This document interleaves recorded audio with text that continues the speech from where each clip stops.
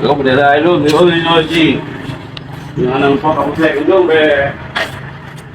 Berapa gram dia lu? Emang dah berapa be?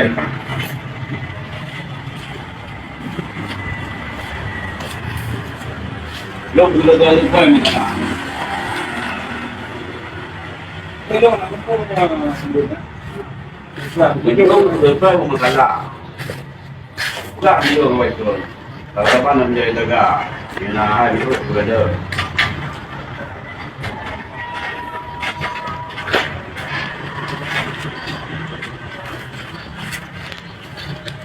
Semua penuh pulot. Penuh pulot. Jin. Orang hotel. Orang dekat pak. Polsek Semarang menolak laporan warga dan mengancam tembak. Penuh dengan pulot. Kemudian dengan liput menurut Balang.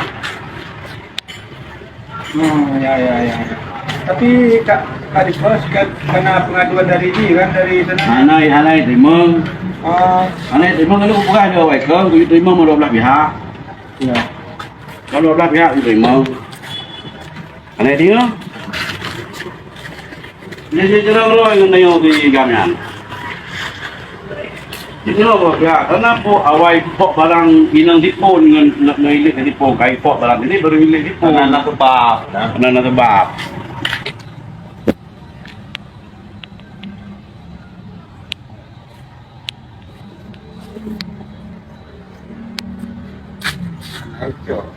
Nak ke kita belum tu.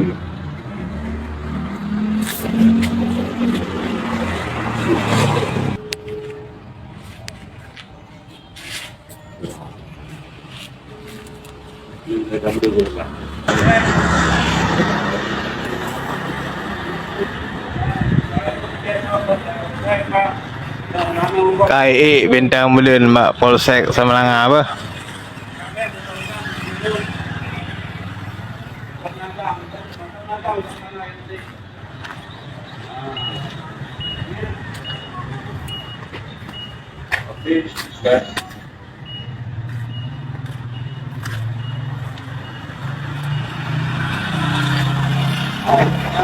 Tapi